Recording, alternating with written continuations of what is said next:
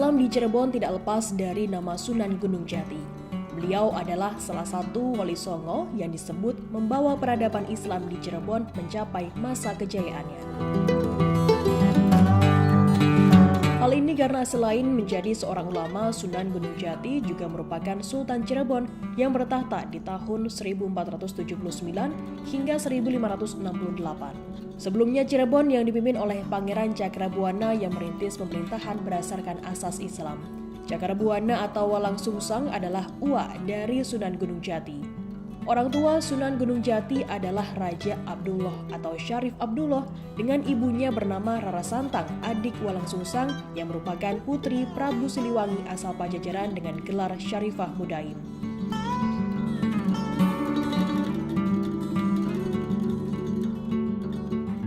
Di Cirebon, Sunan Gunung Jati menikah dengan Nyi Ratu Pakungwati yang merupakan putri Pangeran Cakrabuana. Nama Pakungwati diabadikan sebagai nama Keraton Cirebon yang belakangan menjadi Keraton Kasepuhan saat Cirebon pecah menjadi 3 keraton. Pada masa Pangeran Cakrabuana berkuasa, Islam disebarkan secara masif di wilayah kekuasaannya sehingga banyak rakyat di Cirebon dan sekitarnya yang masuk Islam. Setelah Pangeran Cakrabuana wafat, kemudian kekuasaan atas negeri Cirebon diserahkan kepada menantunya yakni Sunan Gunung Jati. Sunan Gunung Jatilah yang mendirikan Kesultanan Cirebon yang merdeka dari Pajajaran.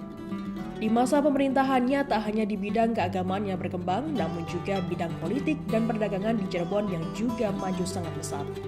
Di zaman Sunan Gunung Jati pula dibangun Masjid Sang Cipta Rasa yang terletak di samping kiri keraton dan di sebelah barat alun-alun sebagai pusat penyebaran Islam di Cirebon bahkan Jawa Barat. Sunan Gunung Jati menggunakan pendekatan sosial budaya untuk dakwahnya yang membuat ajaran Islam dapat dengan mudah diterima oleh masyarakat. Dengan memperkuat kedudukan politik sekaligus memperluas hubungannya dengan tokoh yang berpengaruh di daerah Cirebon, Demak, dan Banten, maka cara dakwahnya semakin kuat.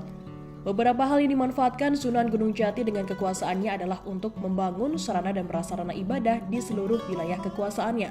Kemudian Sunan Gunung Jati juga membangun jalur transportasi sebagai penunjang pelabuhan dan sungai untuk memudahkan penyebaran agama Islam.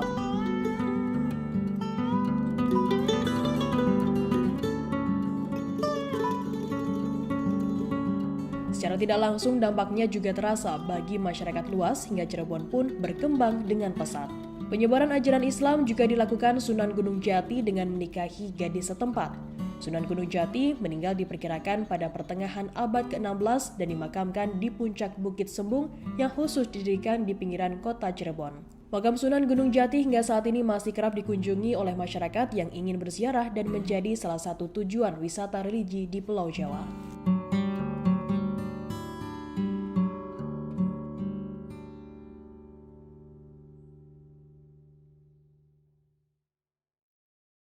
Terima kasih sudah nonton.